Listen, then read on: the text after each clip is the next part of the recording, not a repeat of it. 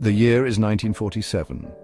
World War II, with its devastating consequences, has just ended. The Iron Curtain descends, dividing Europe into two opposing blocs. The Cold War begins, a period of geopolitical tension between the Western Bloc, led by the United States, and the Eastern Bloc, led by the Soviet Union.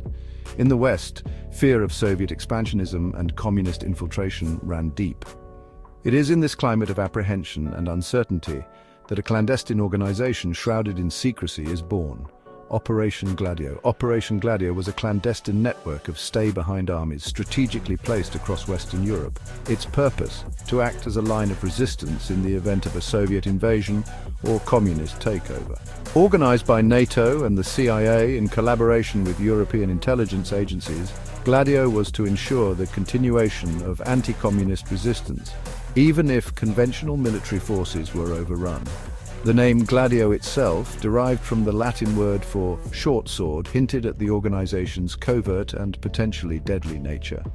The driving force behind Gladio was the belief that Western European nations were vulnerable to communist subversion from within. The Soviet Union, with its vast military might and ideological commitment to spreading communism, was seen as an existential threat. Gladio was envisioned as a last line of defense, a secret army that could operate behind enemy lines, disrupt communist control, and provide intelligence to the West. The existence of Operation Gladio remained hidden from the public eye for decades. Its activities were highly classified, and its very existence was denied by governments involved. It was only in the early 1990s, with the end of the Cold War and the collapse of the Soviet Union, that the truth about Gladio began to emerge, sending shockwaves through Europe and raising profound questions about democracy, accountability, and the use of clandestine operations in a free society. Operation Gladio was not a conventional army. It was a network of highly trained operatives, carefully selected and prepared for unconventional warfare. These individuals came from diverse backgrounds: former soldiers with combat experience, intelligence agents skilled in espionage and sabotage, and civilians with specialized knowledge or access to critical infrastructure. What united them was their unwavering anti-communism and their willingness to undertake dangerous missions in secrecy. The training of Gladio operatives was rigorous and comprehensive. They were schooled in guerrilla warfare tactics, sabotage techniques, clandestine communication methods, and weapons handling. Training camps, often located in remote areas or disguised as civilian facilities, provided a realistic environment for operatives to hone their skills. Physical fitness, mental resilience, and the ability to operate independently under extreme pressure were paramount. Gladio operatives were organized into small autonomous cells, each with a specific area of operation and a designated chain of command. This cellular structure ensured that the network could continue to function even if some cells were compromised.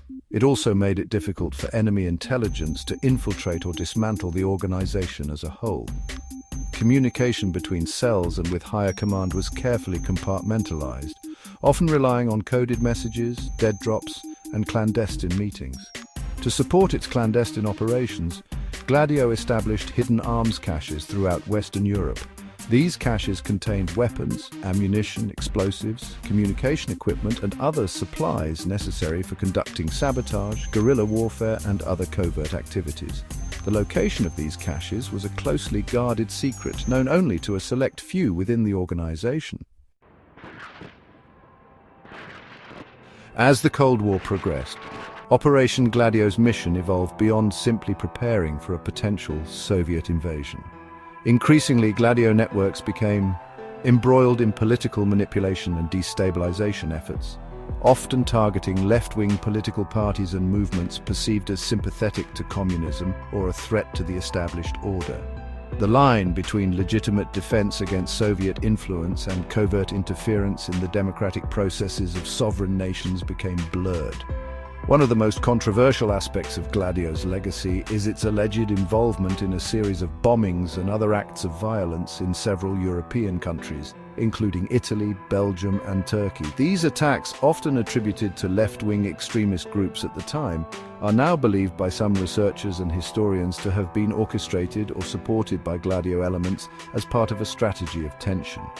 The goal of this strategy, it is argued, was to create a climate of fear and instability, discredit left-wing groups, and justify increased state control and security measures. A prime example of Gladio's alleged involvement in political manipulation is the piano solo incident in Italy in 1964. This planned coup d'état, codenamed Piano Solo, involved a plot to kidnap or assassinate Italian Prime Minister Aldo Moro, a Christian Democrat, and blame the act on left-wing extremists.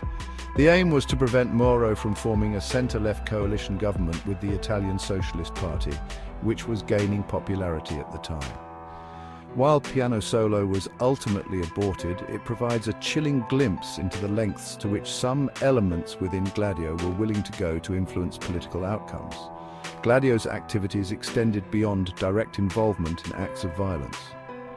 The organization also engaged in propaganda, psychological warfare, and disinformation campaigns aimed at discrediting left-wing groups, influencing public opinion, and shaping the political landscape in favor of pro-Western governments. These covert operations often involved planting false stories in the media, spreading rumors and disinformation, and infiltrating and manipulating left-wing organizations to sow discord and undermine their credibility.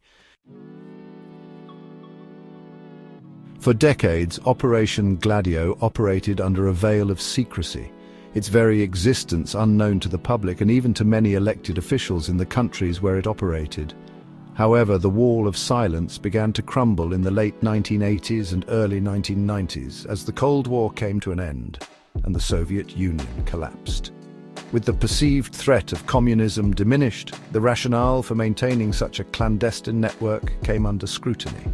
The truth about Gladio began to emerge piecemeal, often through the work of investigative journalists, whistleblowers, and parliamentary inquiries. In 1990, Italian Prime Minister Giulio Andreotti, under pressure from mounting evidence and public scrutiny, confirmed the existence of Gladio in Italy. Andreotti's revelations sent shockwaves through Italy and across Europe, as citizens and elected officials alike grappled with the implications of a secret NATO-backed army operating with impunity within their borders. The revelations about Gladio sparked outrage and condemnation across Europe. Many were appalled to learn that their governments had been involved in a clandestine organization that had engaged in political manipulation, violence, and the undermining of democratic processes. The fact that Gladio had operated for decades without any public accountability or oversight further fueled the sense of betrayal and anger. Parliamentary inquiries were launched in Italy, Belgium, and other countries to investigate the extent of Gladio's activities and hold those responsible accountable. The exposure of Gladio had a profound impact on public trust in government and intelligence agencies. The revelations reinforced the perception that powerful, unaccountable forces were operating behind the scenes, manipulating events and undermining democracy for their own ends. The Gladio scandal also raised uncomfortable questions about the role of NATO and the United States in supporting such clandestine networks, particularly in the context of the Cold War, where the fight against communism was often used to justify actions that ran counter to democratic principles. Operation Gladio was not limited to a single country. Its network spread across much of Western Europe, encompassing a diverse range of nations with varying political systems and historical experiences. While the structure and activities of Gladio units varied from country to country, they shared a common purpose: to resist communist influence and ensure the continued alignment of their respective nations with the Western Bloc. Italy, with its large communist party and strategic location in the Mediterranean, was a central hub for Gladio operations. The Italian Gladio network, known as Gladio Stay Behind Organization or SBO, was particularly active in covert operations, propaganda, and political manipulation. Belgium, with its proximity to NATO headquarters and its history as a battleground during World War II, also hosted a significant Gladio presence.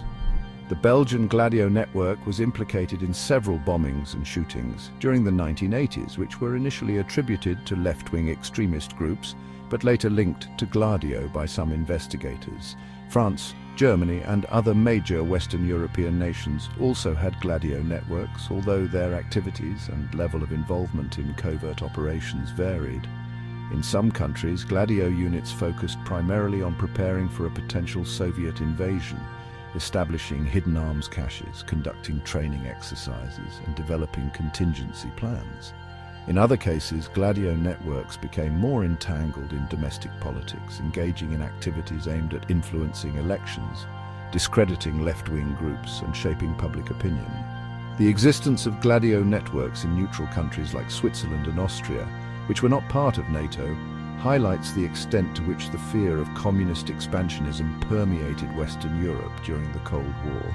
These neutral Gladio networks were typically smaller and less active than their counterparts in NATO countries, but they nevertheless reflected the prevailing geopolitical climate and the perceived need to prepare for a potential communist threat.